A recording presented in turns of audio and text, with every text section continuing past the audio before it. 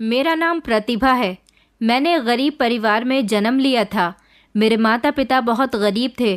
पिता के पास कोई नौकरी नहीं थी, बस मजदूरी करके अपना और घर वालों का पेट पालते थे। मेरे घर में 5 मेंबर थे। मेरे जन्म के बाद अब 6 हो गए थे। मेरे पिता को बेटे की बहुत चाहत थी ताकि बेटा बड़ा होकर बुढ़ापे में उनका सहारा बन सके। मेरी माँ की शादी जब पापा के साथ हुई तो वो बचपन से ही बहरे थे और मेरी मम्मी एक स्पेशल चाइल्ड थी जिनके माता पिता ने उनका बहुत इलाज किया मगर वो नॉर्मल नहीं हो सकी। बहरे होने की वजह से मेरे पापा का कहीं रिश्ता नहीं लग रहा था क्योंकि मेरे पापा का भाग्य मेरी मम्मी के साथ जुड़ा हुआ था। फिलहाल समय गुजरता गया था। शादी के बाद मेरी मम्मी की हालत में काफ़ी सुधार आ गया था। मुझसे बड़े मेरे 2 भाई और 2 बहनें थीं। वो सब के सब एबनॉर्मल थे, लेकिन मेरे पिता के पास इतने पैसे नहीं थे कि वो अपने बच्चों का इलाज करवा सकते। वो इसी आस में 5 बच्चे पैदा कर चुके थे कि शायद अगला बच्चा नॉर्मल होगा, मगर हर बार उनका बच्चा एबनॉर्मल ही होता था। मगर मेरे माता पिता ने अपने एबनॉर्मल बच्चों को भी सीने से लगाकर रखा हुआ था। अगर वो चाहती तो अपने बच्चों से तंग आकर उन्हें अनाथ आश्रम भी भेज सकती थी। मगर बच्चे चाहे जैसे भी हो, पर माता पिता के लिए उनके बच्चे बेहद अच्छे होते हैं। मेरे जन्म पर मेरे माता पिता को इतनी खुशी तो नहीं हुई थी, मगर इस बात का सुकून था कि मैं एबनॉर्मल नहीं थी, बल्कि मैं एक नॉर्मल बच्ची थी। यही वजह थी कि उन्होंने अपनी सारी उम्मीदें मुझसे लगा ली थीं। मुझे उन्होंने 4 साल की उम्र से ही स्कूल में डाल दिया था क्योंकि बाकी बच्चे स्पेशल स्कूल में जाते थे। उनके सरकारी कार्ड बने हुए थे, इसलिए उनकी पढ़ाई का सारा खर्चा सरकार दिया करती थी। मेरी जिम्मेदारी मेरे माता पिता की सिर्फ इतनी थी कि वो मेरे स्कूल की 100 रुपये फीस दिया करते थे। समय गुजरता गया। मैं बचपन से ही बहुत इंटेलिजेंट थी। पढ़ाई लिखाई का मुझे बहुत शौक था। मेरी पढ़ाई में लगन देखते हुए 2 क्लास प्रमोट करवा दिया गया था। 11 साल की उम्र में मैं 7वीं क्लास तक पहुंच गई थी, मगर इस दौरान मेरे सर पर बहुत बड़ा आसमान टूट पड़ा था। मेरे पिताजी की अचानक हार्ट अटैक आने की वजह से मौत हो गई। मेरी माँ और मैं ये खबर सुनने के बाद तो शॉक्ड हो गए थे। मेरे पिता चलो जैसे भी थे, मगर उनकी मजदूरी से हमारे घर का चूल्हा चौका तो जल रहा था। वो कुछ न कुछ तो कमा कर लेकर ही आते थे, जिससे हम अपना पेट भरते थे, मगर अब तो हमें खाने के लिए बिलखना पड़ रहा था। मेरी माँ ने लोगों के घरों में काम करना शुरू कर दिया था, लेकिन उन्हें इतने पैसे नहीं मिलते थे कि गुजारा हो जाता। ऊपर से बीमार बच्चों को घर में अकेले छोड़कर जाना कहाँ आसान था। 4 लोगों को एक साथ संभालना मेरे लिए भी कोई आसान काम नहीं था। मैं खुद भी तो अभी बच्ची ही थी। हालात दिन ब दिन बिगड़ते जा रहे थे। हम लोग कई कई दिन भूखे रहने लगे थे। बेबसी और लाचारी के हालात हो गए थे। ऐसे में हालात से मजबूर होकर मेरी माँ अपने मायके वालों के पास भी गई थी, जिन्होंने ही बचपन से ही उनकी कदर नहीं की थी। इसलिए उन्होंने भी मेरी माँ की कोई मदद नहीं की। उनका कहना था कि जैसे तैसे तो हमने तुम्हें अपने घर से निकाला था, अब तुम अपने पति के मरने के बाद अपने ही जैसे 4 बच्चे हमारे ऊपर डालना चाहती हो। ऐसा नहीं हो सकता। उन्होंने कुछ पैसे मेरी माँ के हाथ पर रख दिए और फिर कह दिया कि इससे ज़्यादा हम तुम्हारी कोई मदद नहीं कर सकते और ना ही इससे ज़्यादा तुम हमसे कोई उम्मीद रखना। मेरी माँ उन पैसों को लेकर घर की तरफ आ गई थी, जहाँ एक और परेशानी उनका इंतजार कर रही थी। उनका बड़ा बेटा नदी में डूब गया था। स्कूल वाले बच्चों को स्कूल की तरफ से ट्रिप पर ले जाया गया था। उनमें मेरे भाई बहन भी शामिल थे। नदी के आसपास खेलते हुए मेरा भाई और उसके साथ के 5 बच्चे नदी में डूब गए थे। रेस्क्यू टीम के आने तक 3 बच्चे डूबकर मर चुके थे, जबकि 2 बच्चे लापता हो गए थे। लापता होने वाले में एक बच्चा मेरा भाई भी था, इसलिए उसका पता नहीं हो सका था। स्कूल वालों ने अपनी तरफ से तो पूरी बात खत्म कर दी थी, मगर जो उन बच्चों के माता पिता के दिल पर गुजरी थी, वो या तो भगवान जानता था या फिर वो माता पिता ही जानते थे। मेरी माँ का तो रो रो कर बुरा हाल हो रहा था। उनकी पहली खुशी और पहला बेटा उनसे छिन गया था। फिलहाल समय गुजरता गया और मैं इंटर कर चुकी थी। मैंने माँ का हाथ बटाने की कोशिश की थी, मगर मेरी कम उम्र होने की वजह से मैं ऐसा नहीं कर पाती थी। वक्त और तेजी से गुजर गया था। मेरी जिंदगी के सितारे अभी गर्दिश में ही थे। मुझे कहीं पर भी नौकरी नहीं मिल रही थी। कहीं पर 1 महीना लग जाता तो किसी जगह पर 20 दिन, तो कहीं बड़ी मुश्किल से 1 हफ्ता गुजरता था। अमीर लोगों के बहुत नखरे होते हैं। वो छोटी छोटी बात पर कमियां निकालते हैं और मुझे बेइज्जत करके घर और नौकरी दोनों से निकाल दिया करते थे। मैंने कभी भी भगवान से शिकायत नहीं की थी। मैं हर मुश्किल को एक आजमाइश समझकर भूल जाती थी।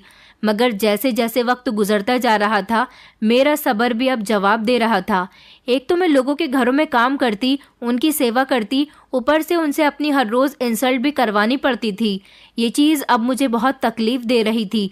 इसलिए मैं हर बार काम खुद ही छोड़ दिया करती थी और अगली बार मुझे काम ढूंढना पड़ता था, क्योंकि मेरी माँ की उम्र आ चुकी थी। उनकी हड्डियों में इतनी ताकत नहीं रही थी कि वो मेहनत का काम कर सकती। उन्हें बुढ़ापे की बहुत सारी परेशानियों ने घेर लिया था। इसी सोच ने उनकी आधी जान को खा लिया था कि अगर उन्हें कुछ हो गया तो उनके बच्चों का क्या होगा। वो दिन रात प्रार्थना करती रहती थी कि किसी तरह मेरे लिए कोई अच्छा रिश्ता मिल जाए, जिससे मेरे साथ साथ मेरे बहन भाइयों की भी जिंदगी सुधर जाए। मगर न जाने उनकी प्रार्थना कब जाकर पूरी होने वाली थी, क्योंकि जो कोई भी मुझे देखने के लिए आता था वो मेरे बहन भाई को देखकर मेरे रिश्ते को ठुकराकर चले जाते थे। उन्हें ये डर था कि कहीं मेरा बच्चा भी मेरे भाई बहन पर ही न चला जाए, इसलिए कोई भी मेरे साथ शादी करने के लिए तैयार नहीं होता था। मैं अपनी बार बार रिजेक्शन से बहुत निराश हो चुकी थी। ऊपर से बढ़ती हुई महंगाई और हमारे पास पैसों का ना होना हमें बहुत परेशान और मायूस कर रहा था।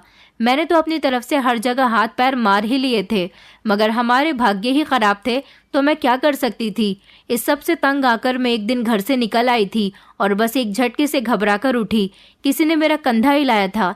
मैंने चौंक कर इधर उधर देखा। बस का कंडक्टर मुझे उठने के लिए कह रहा था। उसका कहना था कि बस स्टॉप आ चुका है, मैं उतर जाऊं क्योंकि बस को वापस भी जाना है। मैंने अपनी मुट्ठी में पकड़े हुए नोट को देखा, जिसे मैं घर से ना जाने किस चीज़ की खातिर उठाकर लाई थी। मैंने इस नोट को डिबडिबाए नज़रों से देखा और फिर कंडक्टर के हाथ में पकड़ाकर नीचे उतर आई थी। लेकिन खुद को अनजान जगह पाकर मुझे बहुत डर महसूस होने लगा था। मैं अनजान नज़रों से चारों तरफ देख रही थी, मगर मुझे समझ नहीं आ रहा था कि मैं कहाँ पर आ गई हूँ। तभी मैं चलते हुए एक आदमी से टकराई। इस आदमी ने मुझे थामकर गिरने से बचाया था और इस दौरान सर से लेकर पांव तक वो मुझे अजीब सी नज़रों से देखने लगा। उसने जल्दी से टक्कर होने के लिए मुझसे माफ़ी मांगी थी। मैंने इस आदमी से पूछा कि ये कौन सी जगह है। इस पर उस आदमी ने जगह का नाम बताया, जिसे सुनकर तो मेरे पैरों तले से ज़मीन निकल गई थी। मैं अपने शहर से कई किलोमीटर दूर कई शहर पीछे छोड़कर आ चुकी थी। अब तो मेरे पास और पैसे भी नहीं थे कि मैं वापस जा सकती। इस सोच के आते ही मेरी आंखों में आंसू आ चुके थे। इस आदमी ने मेरी आंखों में आए हुए आंसुओं को देखा और फिर कुछ समझते हुए पूछने लगा कि तुम इस शहर में नई हो। उसकी बात सुनकर मैंने हाँ में सिर हिला दिया था, जिस पर इस आदमी के चेहरे पर एक मुस्कुराहट सी फैल गई थी। वो आदमी मुझसे कहने लगा कि मैं तुम्हारी मदद कर सकता हूँ क्या। मैंने उसे बताया कि मैं गलती से इस शहर में आ गई हूँ, मैं इस जगह के बारे में कुछ भी नहीं जानती।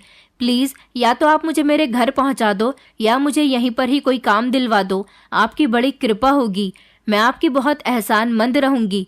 ये कहते हुए मैंने उसके सामने हाथ जोड़ दिए, जिस पर उस आदमी ने मुझसे कहा कि परेशान होने की ज़रूरत नहीं है, मैं कुछ करता हूँ, तुम मेरे साथ आओ। इतना कहकर वो एक तरफ को चलने लगा, जबकि पीछे ही मैं बिना कुछ सोचे समझे उसके साथ साथ चल दी थी। इस पल मुझे एक लम्हे के लिए भी ये ख्याल नहीं आया था कि मैं एक अजनबी पर भरोसा कर रही हूँ, लेकिन ना जाने क्यों मुझे ये अजनबी इंसान इस समय अपना अपना सा लग रहा था और इससे बड़ा हमदर्द मेरे लिए इस समय कोई नहीं था। लेकिन मैं नहीं जानती थी कि मैं इस पर भरोसा करके कितनी बड़ी गलती कर रही हूँ। यह आदमी मेरे आगे आगे चल रहा था। उसने चलते हुए अचानक पीछे मुड़कर मुझे अपने साथ आते हुए देखा था और फिर आगे मुड़कर उसने किसी को एक स्माइल पास की थी। साथ ही साथ अंगूठा दिखाते हुए थम्स अप का इशारा भी किया था। कुछ देर चलने के बाद वो मुझे लेकर एक रेस्टोरेंट में दाखिल हुआ था और एक कोने में पड़ी हुई खाली टेबल पर जाकर बैठ गया था, जहां पहले से ही कोल्ड ड्रिंक्स रखी हुई थी। मैं घबराई हुई थी, एक तरफ खड़ी थी, तो उसने मुझे बैठने का इशारा किया। फिर मुझे कोल्ड ड्रिंक पेश की। मैं जिस परेशानी में डूबी हुई थी, कोल्ड ड्रिंक लेकर गटागट एक ही बार में पी गई थी। इसके बाद उसने मेरे लिए खाना भी मंगवाया था। शायद उसको आइडिया हो गया था कि इस समय मुझे भूख लगी हुई है। फिर मैंने खाना शुरू कर दिया। जितनी देर मैं खाना खाती रही, वो लगातार मुझे ही देखता रहा था। इस दौरान उसने मेरी सारी डिटेल ले ली थी। बातों बातों में मैंने उसे सब कुछ बता दिया था कि मैं कहाँ से हूँ और घर से किस टेंशन की वजह से निकल कर आई हूँ। घर में मेरे अलावा कौन कौन है, मैं क्या करती हूँ, मेरी उम्र कितनी है और एजुकेशन कितनी है। वो आदमी मेरे बारे में सब कुछ पूछ चुका था और एक मैं थी जिसको मेरी माँ समझदार समझती थी, वो तो बहुत ही बड़ी बेवकूफ़ निकली थी। मैंने किसी रटे रटाए तोते की तरह उस अनजान आदमी को अपने बारे में सब कुछ बताती चली गई थी, ये सोचे बिना कि ऐसा करना मेरे लिए कितना ज्यादा खतरनाक साबित हो सकता है। मैं नहीं जानती थी कि एक अजनबी को अपने डिटेल देने से मैं अपने लिए कितनी ज्यादा मुश्किलें पैदा कर रही थी। खाना खाने के बाद वो मुझे अपने घर ले जाने के लिए कहने लगा। उस आदमी ने कहा कि घर में उसकी एक बीमार माँ रहती है, अगर मैं उसकी सेवा करूंगी और उसे संभाल लूंगी तो वो बाकी मेरे सारे घर वालों को भी यहाँ पर ले आएगा और उनका इलाज करवाएगा। अपने बहन भाइयों के लिए मैं इस आदमी की कही गई एक एक बात का यकीन कर रही थी। आधे घंटे के सफर के बाद गाड़ी एक तरफ रुक गई थी। वो आदमी मुझे अपने साथ लेकर घर के अंदर दाखिल हो गया। अब ना जाने मेरे साथ इस घर में क्या होने वाला था, ये तो अब आने वाला वक्त ही बता सकता था। दरअसल ये कहानी एक शहर की बड़ी यूनिवर्सिटी की है, जहाँ के स्टूडेंट अपने काम को अंजाम देने में बिजी थे। हालांकि उसके आगे काफी सारे स्टूडेंट्स थे जो कुछ नहीं कर रहे थे, तो कोई बैठे हुए इधर उधर ही गप्पे मार रहा था, मगर उसको उन सबसे कोई मतलब नहीं था। दीप का पूरा ध्यान अपने काम पर था। वो अपने सामने रखी गई 2 शीशों की बॉटल्स में मौजूद केमिकल्स को देख रहा था। फिर उसने एक और शीशी ली और पहले वाली दोनों शीशियों से थोड़ा थोड़ा केमिकल तीसरी शीशी में डाला था और एकदम से उसकी आंखें चमक उठी थीं। उसके दोस्त बार बार आकर उसे बुला रहे थे, मगर वो किसी की सुनता ही नहीं था। वो अमीर माता पिता का बिगड़ा हुआ बेटा था। दौलत के घमंड और माता पिता की मोहब्बत और लाड प्यार ने उसे सरफिरा बना दिया था। यूनिवर्सिटी में उसके सिर्फ कुछ ही दोस्त थे, क्योंकि बाकी सब तो उसके पागलपन को अच्छी तरह से जानते थे कि इसका कोई भरोसा नहीं है, वो कब क्या कर डाले कुछ नहीं पता चलता था। ऐसे में सभी उससे पनाह मांगते थे। वो हर रोज लैब में ना जाने क्या क्या करता रहता था। वो हमेशा ऐसी एक्सपेरिमेंट्स करता था जो कोर्स का हिस्सा ही नहीं होती थी। न जाने हर रोज वो ऐसी कौन सा एक्सपेरिमेंट करता रहता था जो बाकी सबकी समझ से बाहर होता था। आजकल दीप कुछ नया एक्सपेरिमेंट करने में बिजी था। पिछले कई दिनों से वो इसको कामयाब करने की कोशिश कर रहा था, मगर उसे कामयाबी नहीं मिल रही थी। लेकिन आज उसे थोड़ी उम्मीद मिल गई थी कि वो अपने एक्सपेरिमेंट में कामयाब हो सकता है। अभी वो ठीक से खुश भी नहीं हो पाया था कि जब एक लड़का दौड़ते हुए उसकी तरफ आया और उससे टकरा गया। टकराने की वजह से उसके आगे रखी हुई 5 शीशियां नीचे गिरते हुए चकनाचूर हो गई थी और पूरे लैब में धुआं उठने लगा था। उसने जब शीशियों का ये हाल देखा तो उसका गुस्सा एकदम से हाई लेवल पर पहुंच चुका था। वो किसी चील की तरह उस लड़के पर झपटा और उसको गर्दन से पकड़ लिया। उसकी आंखें गुस्से से लाल हो रही थी। उसके सर पर एकदम से खून सवार हो चुका था। दूसरा लड़का अपने आप को उसके गिरफ्त से छुड़ाने की कोशिश कर रहा था, मगर खुद को वो इससे छुड़ा नहीं पाया था। वो लड़का मर ही जाता अगर टाइम पर यूनिवर्सिटी स्टाफ आकर उन्हें नहीं छुड़वाता, क्योंकि दीप तो काबू में ही नहीं आ रहा था। उसके पिता को फौरन फोन कर दिया गया था।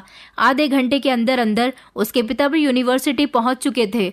यूनिवर्सिटी वाले तो दीप को यूनिवर्सिटी से निकालना चाहते थे, मगर फिर उसके पिता की बड़ी पोस्ट को देखकर वो ठंडा पड़ गए थे। लेकिन उसको सख्त वार्निंग दी गई थी कि आज के बाद अगर उसने कुछ ऐसा किया तो बिना कुछ सोचे समझे ही उसे यूनिवर्सिटी से निकाल दिया जाएगा।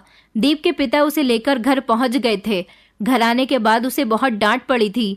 दीप की मम्मी उसकी साइड ले रही थी तो उसके पिता ने उन्हें भी बुरी तरह से डांट दिया था। उसके पिता बहुत गुस्से में थे। उनका कहना था कि उनके खानदान में आज तक किसी ने ऐसी गुंडागर्दी या आवारापन नहीं किया जो आज वो करके आया था। चलो अगर वो लड़का इससे टकरा भी गया तो कौन सी मुसीबत आ गई थी जो इसने इतनी सी टक्कर पर उसके साथ गुंडागर्दी करनी शुरू कर दी कि उसकी जान लेने पर ही आ गया था। दीप के पिता ने दीप की मम्मी से कहा, अपने बेटे को समझा देना कि ये इसकी पहली और आखिरी गलती होनी चाहिए। आज इसकी वजह से बहुत सारे लोगों के सामने मेरी इंसल्ट हुई है। दोबारा अगर इसने ऐसा कुछ किया तो मैं इसके बारे में फैसला करने में समय नहीं लगाऊंगा।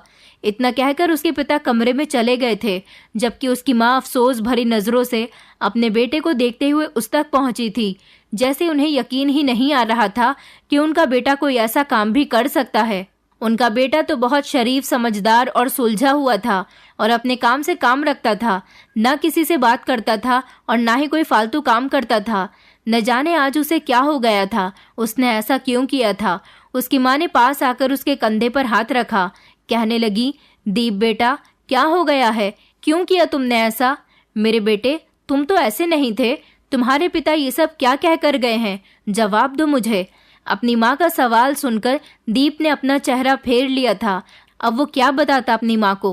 कुछ देर बाद उसने कहा कि मम्मी, उसने मेरी 2 महीने की मेहनत खराब कर दी थी। आपको तो पता है मैं अपने एक्सपेरिमेंट में कितनी मेहनत करता हूँ।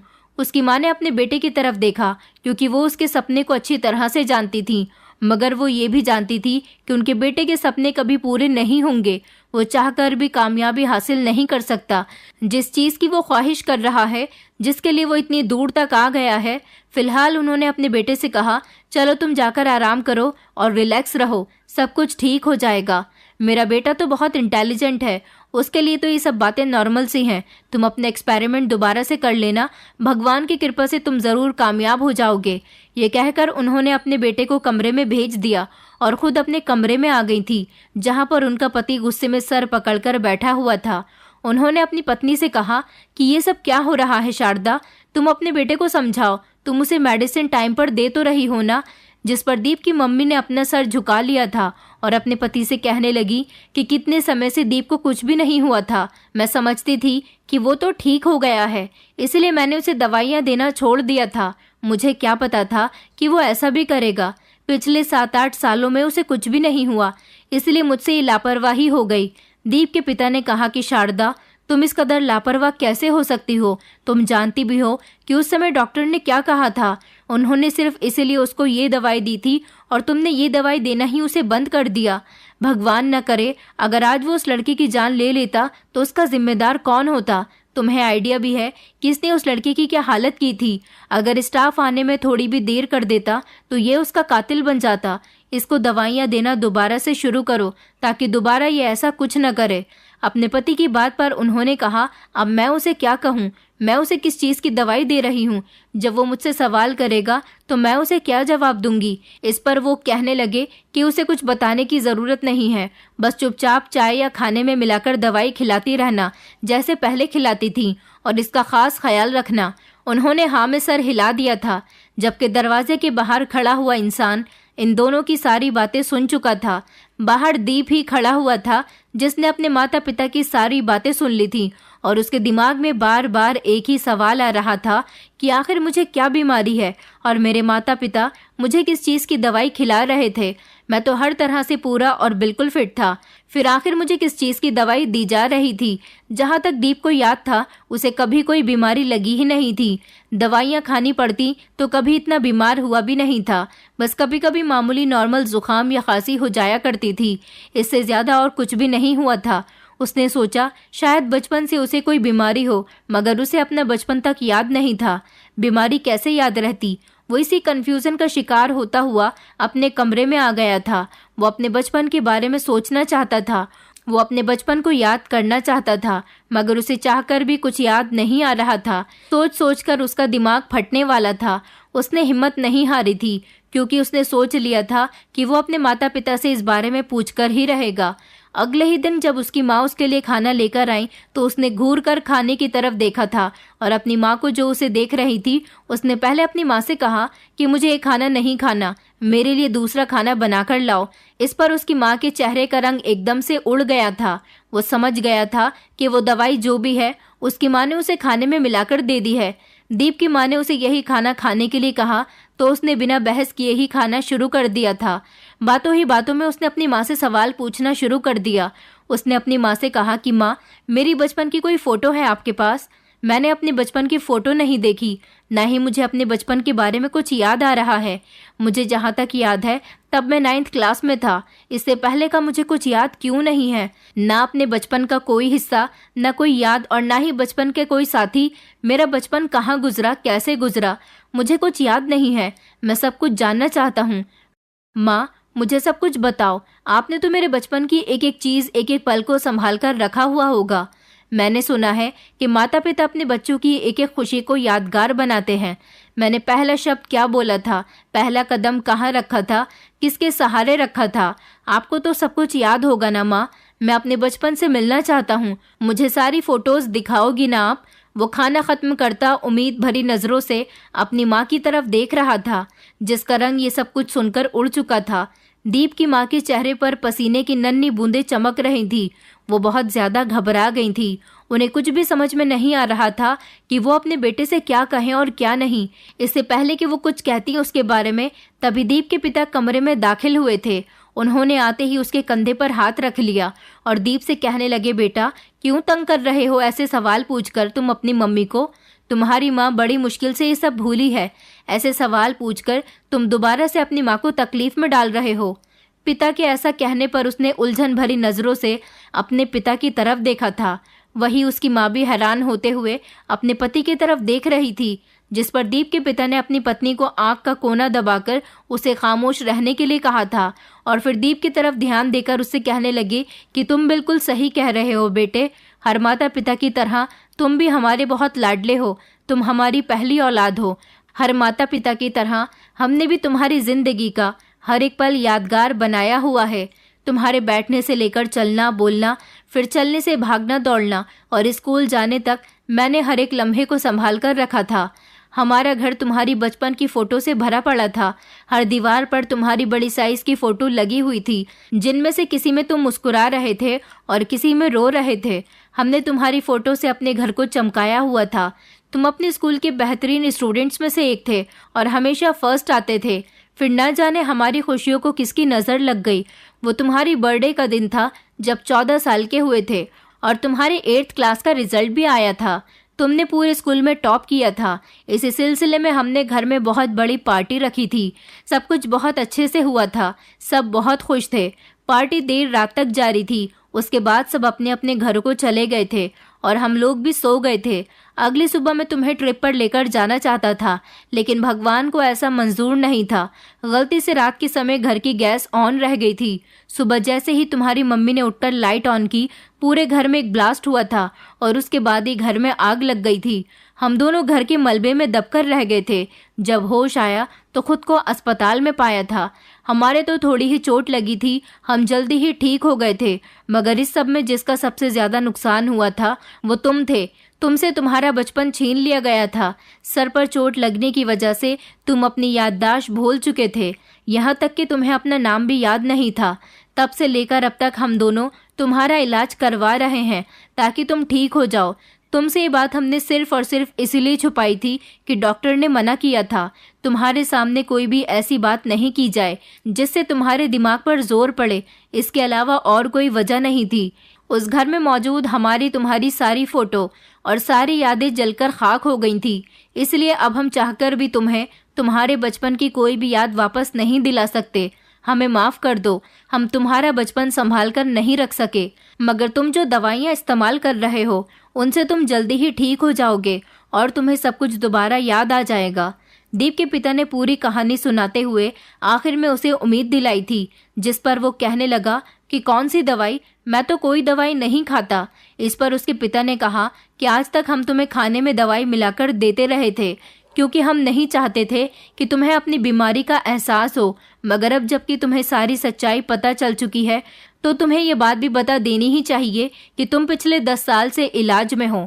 इतना कहकर दीप के पिता चुप हो गए थे, लेकिन उसके दिल दिमाग में जैसे चक्कर चलने लगे थे। वो अपनी याददाश्त खो चुका था। यही वजह थी कि उसे कुछ याद नहीं था। वो सोचने समझने की कोशिश कर रहा था। तभी उसकी माँ ने डरती हुई नजरों से अपने पति की तरफ देखा था और एक सुकून भरी सांस ली थी कि उन्होंने इतनी बड़ी परेशानी को चुटकियों में हल कर दिया था, क्योंकि उनके पास तो कोई जवाब ही नहीं था जो वो अपने बेटे को देती। फिलहाल उन्होंने भगवान का ढेरों धन्यवाद किया था, जिसने उन्हें इतनी बड़ी परेशानी में पड़ने से पहले ही निकाल लिया था। दीप को भी अपने माता पिता की बताई गई बातों का यकीन आ गया था, इसलिए वो बार बार दिमाग पर जोर देकर अपने बचपन के बारे में सोचने की कोशिश करता रहा था, मगर उसे सिवाय धुंधली धुंधली परछाई के और कुछ नजर नहीं आता था। मगर उसने अपनी कोशिश नहीं छोड़ी थी। यूनिवर्सिटी में भी उसने अपने एक्सपेरिमेंट को जारी रखा था। अब की बार उसके एक्सपेरिमेंट्स एक अलग ही लेवल के थे। अब की बार वो अपने एक्सपेरिमेंट्स किसी बेजान चीज या जानवरों पर नहीं, बल्कि जीते जागते इंसानों पर किया करता था और उन्हें पता भी नहीं चलने देता था। यूनिवर्सिटी के कई स्टूडेंट्स थे जो धीरे धीरे उसके एक्सपेरिमेंट का शिकार होकर बीमार पड़ने लगे थे, मगर दीप को कोई परवाह नहीं थी। उसे सिर्फ अपने काम से मतलब था, इसलिए किसी की भी सेहत उसके लिए कोई मतलब नहीं रखती थी। एक दिन क्लासेस के मुताबिक दीप अपने लैब में था। यूनिवर्सिटी लैब में उस समय सिर्फ 1 या 2 ही स्टूडेंट्स रहते थे जिन्हें कुछ करने या बनने का जुनून था। बाकी सब तो लैब की तरफ आते ही नहीं थे और बाहर के मजे में गुम थे। लेकिन ये बात कोई दीप से पूछता कि लैब में कितने मजे थे, उसका सब कुछ तो लैब में ही था। वो यूनिवर्सिटी में आए या ना आए, मगर लैब में ज़रूर आता था। लेकिन फिर कुछ ऐसा हुआ जिसने उसकी सारी जिंदगी की मेहनत बर्बाद कर दी थी। सब कुछ खाक में मिला दिया गया था। उस दिन वो अपने बाकी दिनों की तरह कोई एक्सपेरिमेंट ही कर रहा था जब एक और स्टूडेंट उसके पास आया और उससे कहने लगा कि तुम क्या बना रहे हो। तो दीप ने उसे सिंपल तरीके से बता दिया था, जिसे सुनकर वो लड़का भी खुश हुआ था और दीप के पास बैठकर खूब इंटरेस्ट लेता हुआ उसके काम को देखने लगा था। ऐसा करने पर दीप ने घूरकर उसे देखा था, मगर वो बैठा रहा था। दीप उसे कुछ कहने के बजाय अपने काम में बिजी हो गया था। दीप को उस लड़के की आवाज़ सुनाई दी थी, जिस पर उस लड़के ने कहा कि अगर तुम चाहो तो अपना ये एक्सपेरिमेंट मुझ पर इस्तेमाल कर सकते हो। दीप ने उससे कहा कि नहीं, मैं अपना एक्सपेरिमेंट सिर्फ जानवरों पर ही ट्राई करता हूँ। वो लड़का हंसकर कहने लगा कि मैं सब जानता हूँ कि कैसे तुम स्टूडेंट्स को भेड़ बकरियां समझकर उन पर अपना एक्सपेरिमेंट कर रहे हो, वो भी उनकी मर्जी के बिना। मैं तो खुद तुम्हें अपने शरीर पर एक्सपेरिमेंट करने की परमिशन दे रहा हूँ, फिर मुझसे ये हिचकिचाहट किस बात की? तुम ईजी होकर अपना काम कर सकते हो। उसकी बात सुनकर काम करते हुए दीप के हाथ एकदम से रुक गए थे। उसने मुड़कर इस लड़की की तरफ देखा जो गहरी नजरों से दीप को ही देख रहा था। दीप अपनी तरफ से तो बहुत ज्यादा सावधान रहा करता था, फिर न जाने इस लड़के ने कैसे और कब उस पर नजर रखनी शुरू कर दी थी। उस लड़के ने अपना बाजू दीप के आगे कर दिया था। दीप ने जैसे ही इस लड़के पर एक्सपेरिमेंट किया, उसके कुछ सेकंड के बाद ही वो लड़का जमीन पर गिर गया और तड़पने लगा। जब तक दीप को समझ आई कि बातों ही बातों में कुछ गलत कर चुका है, तब तक वो लड़का तड़प तड़प कर अपनी जान दे चुका था। वहां पर अचानक भीड़ इकट्ठी हो गई। किसी एक ने पुलिस को भी कॉल कर दी थी और पुलिस मौके पर पहुंच गई और दीप को अरेस्ट कर लिया गया। दीप को अपनी सफाई में कुछ कहने का मौका भी नहीं दिया गया था। पुलिस उसे वैन में डालकर जेल ले जाने लगी थी जब एक जगह ट्रैफिक में वो लोग फंस गए। दीप जो कि परेशान बैठा था, उसके दिमाग में एक आइडिया आया और वो मौके पर वहां से भाग निकला था, क्योंकि उसे अपना कैरियर दांव पर नहीं लगाना था। क्योंकि अगर वो जो बनना चाहता था इस तरह वो नहीं बन पाता, इसीलिए वो भाग गया था। वो दूसरे शहर आकर और अपनी पहचान बदलकर रहने लगा था, मगर उसने अपना काम नहीं बदला था। मगर उसने इस बार अपना तरीका अलग अपना लिया था। वह अब भी लोगों पर अपने एक्सपेरिमेंट किया करता था, जिनमें से कोई एक या दो ही कामयाब होते थे और बाकी सारे फेल हो जाते थे। और जिन लोगों पर वो एक्सपेरिमेंट किया करता था वो जिंदगी की बाजी हार जाया करते थे। मगर उसे तो किसी की परवाह नहीं थी। वो तो बस अपने मकसद में कामयाब होना चाहता था, अपने मकसद तक पहुंचना चाहता था। उसे किसी की जान से कोई मतलब नहीं था। कोई जीता है तो जिए, मरता है तो मरे। दीप के माता पिता ने उसे ढूंढने और उससे कांटेक्ट करने की बहुत कोशिश की थी, मगर वो तो पीछे का सारा रास्ता ही छोड़ आया था।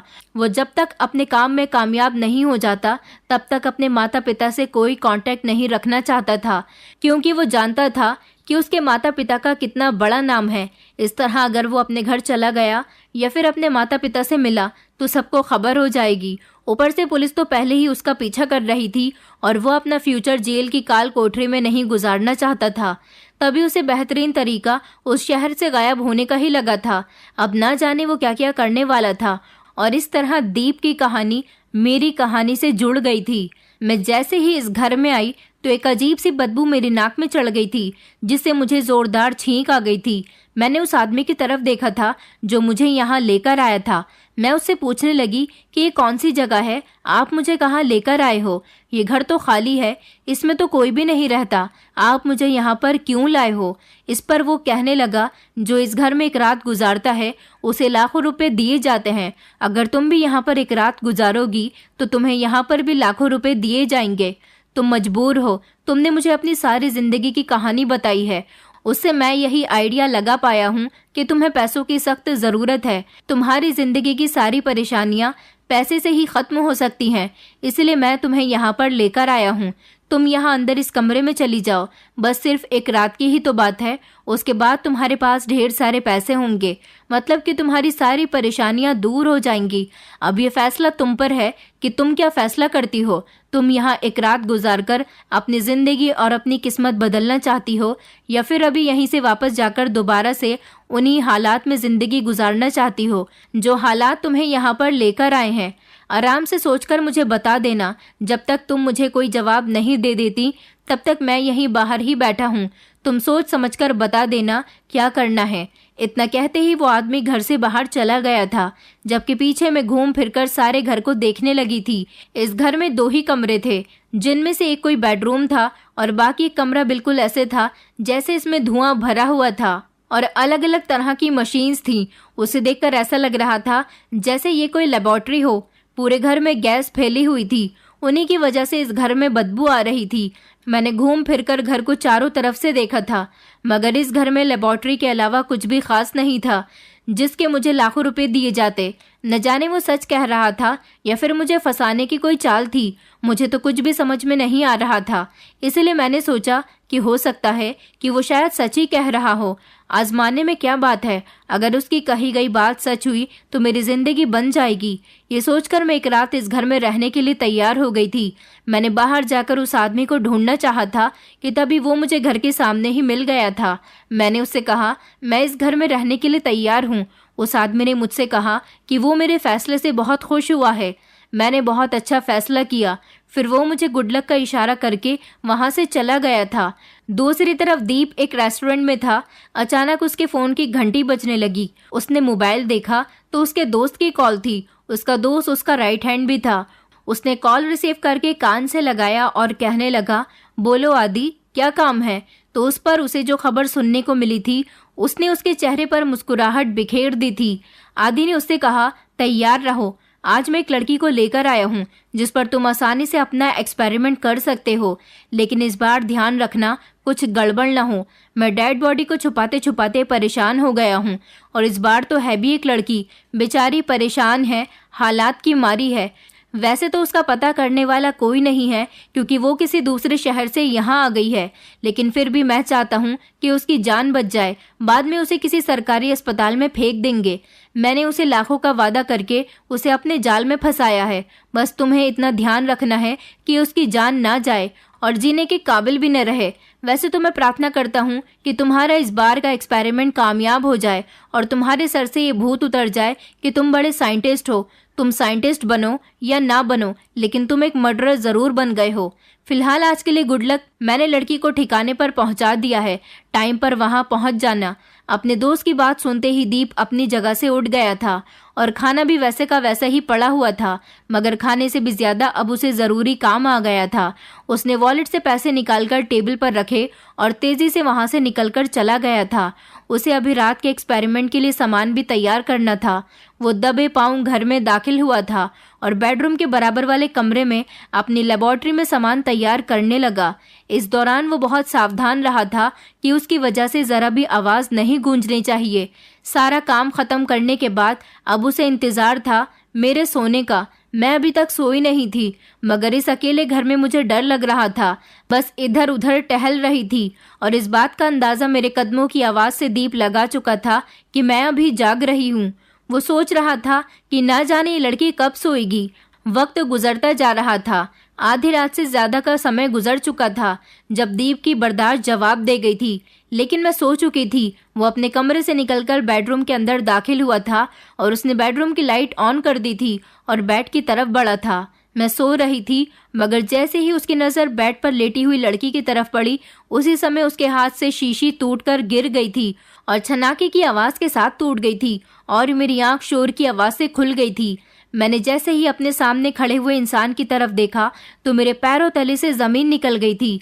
मैं शॉक्ड रह गई थी। मुझे अपनी आंखों पर यकीन ही नहीं आ रहा था कि मैं जो देख रही हूँ वही सच है। मैंने रोती हुई आवाज में कहा, नमन भैया, आप यहाँ? मेरे मुंह से अचानक निकल गया था। ऐसा ही कुछ हाल दीप का भी हो रहा था। तभी उनकी आंखों के सामने एक एक नजारा किसी फिल्म की तरह चलने लगा था। उसे याद आ गया था कि वो नमन था, मेरा भाई। नमन भैया जो स्कूल की ट्रिप के दौरान नदी में बह गए थे। उसके बाद उनकी याददाश्त चली गई थी। जब उन्हें होश आया तो उनका सामना उन दोनों पति पत्नी से हुआ था जिन्होंने उनको नदी के किनारे से उठा लिया था और अपने घर लेकर चले गए थे। आँख खुलने के बाद से ही नमन भैया ने उन्हें अपना माता पिता समझ लिया था और जब उस हादसे के बाद उन्हें होश आया था तो वो बिल्कुल नॉर्मल थे। उनकी एबनॉर्मेलिटी खत्म हो चुकी थी, मगर कहीं ना कहीं वो दिमागी मरीज थे। उन्हें शुरू से ही साइंटिस्ट बनने का बहुत शौक था। वो चाहते थे कि बाकी साइंटिस्ट की तरह उनका भी बड़ा नाम हो, इसलिए वो शुरू से ही बहुत मेहनत करते आ रहे थे। लेकिन ये उनकी बदकिस्मती थी कि वो कभी इसमें कामयाब नहीं हो पाए थे। यूनिवर्सिटी में भी उनसे एक लड़की की जान चली गई थी, लेकिन इसके बावजूद भी वो बाज नहीं आए थे। उन्होंने ये बात सब में फेमस कर दी थी कि जो कोई भी इस घर में एक रात गुजारेगा उसे 5 लाख रुपए दिए जाएंगे। लेकिन हकीकत में ऐसा कुछ भी नहीं था। ये सिर्फ एक जाल था जिससे वो मजबूर लोगों की बेबसी का फायदा उठाते थे। वो लोग पैसों के लालच में उनके घर में आ जाया करते थे, जहां पर वो खाने में मिलाकर नींद की दवाई दे देते थे, जिससे वो सो जाते थे और फिर वो उन लोगों पर एक्सपेरिमेंट करते थे। मगर उनका एक्सपेरिमेंट कभी कामयाब नहीं हुआ था। उल्टा कुछ लोग या तो लाचार हो जाते थे या फिर अपनी जान की बाजी हार जाते थे। मगर दीप का पागलपन उनके दिमाग पर इतना छा गया था कि मेरी जान की परवाह ही नहीं थी। उन्हें कोई एहसास ही नहीं था कि उनकी वजह से कितनी जानें जा चुकी हैं, और ये कि आज उनकी बहन ही उनके सामने आ गई थी और उनके एक्सपेरिमेंट का शिकार होने वाली थी। मैं रोते हुए जाकर अपने भैया से लिपट गई थी, क्योंकि मैंने उनको इतने सालों के बाद भी पहचान लिया था। दरअसल मेरे दोनों भाई मेरे पिता की शक्ल पर ही गए थे और आज भी मेरे भैया की शक्ल बदली नहीं थी, इसलिए मैं उनको जल्दी ही देखकर पहचान गई थी और उनकी आंखों में भी पुराना नज़ारा घूम रहा था, जिससे वो भी अपनी बहन को पहचान गए थे और उनकी याददाश्त भी वापस आ गई। मैंने भैया को रो रो कर घर के बारे में सब कुछ बता दिया था। इतनी ही देर में दीप के पिताजी पुलिस के साथ घर के अंदर दाखिल हुए थे। पुलिस ने आते के साथ ही भैया को अरेस्ट कर लिया था और उन्हें अपने साथ ले गए थे, क्योंकि मेरे भैया क्राइम कर चुके थे। अदालत में भैया पर बहुत सारे कत्ल साबित हुए थे और उन्हें फांसी की सजा सुनाई गई थी, लेकिन बाद में तहकीकात के मुताबिक साबित हो गया था कि भैया दिमागी मरीज हैं। उन्होंने जो कुछ भी किया अनजाने में किया था। उनका दिमाग इस काबिल ही नहीं था कि इनमें कुछ सोचने समझने की गुंजाइश होती। लेकिन भैया की वजह से बहुत सारी जानें गई थी, इसलिए उन्हें छोड़ा भी नहीं जा सकता था। उनकी हालत को मद्देनजर रखते हुए उनको इलाज के लिए अस्पताल में एडमिट करवा दिया गया था। जब तक वो ठीक होते तब तक ही उनका कोई फैसला किया जाना था। मैं अपनी माँ और बहन भाइयों के पास वापस आ गई थी। उधर मेरे भाई के सौतेले माता पिता, जिन्हें वो उस हादसे के बाद मिले थे, वो मेरे पीछे पीछे ही हमारे घर चले आए थे। वहाँ जाकर उन लोगों ने मेरी और मेरी फैमिली की बहुत मदद की थी। उन्होंने अपना जो कुछ भी था भैया के नाम कर दिया था, क्योंकि उनके पास कोई औलाद नहीं थी, और उन्होंने मेरे भैया के मिल जाने के बाद ही उन्हें अपनी औलाद समझ लिया था और उनको अपनी औलाद समझकर पालने लगे थे। अब जबकि भैया इस काबिल नहीं रहे थे, इसलिए उन्होंने भैया के नाम की सारी जायदाद हम सारे बहन भाइयों के नाम कर दी थी, जिससे हमारी जिंदगी बदल गई और हम सुकून की जिंदगी गुजार रहे हैं। मगर मेरे भैया का इलाज होते होते ही वो इस दुनिया को छोड़कर चले गए। दोस्तों, उम्मीद करती हूँ आपको हमारी कहानी पसंद आई होगी। कहानी पसंद आई है तो वीडियो को लाइक करें, चैनल पर नए हैं तो चैनल को सब्सक्राइब करें और हाँ, नोटिफिकेशन बेल को ज़रूर दबाएं ताकि अगली अपडेट सबसे पहले आपको मिले।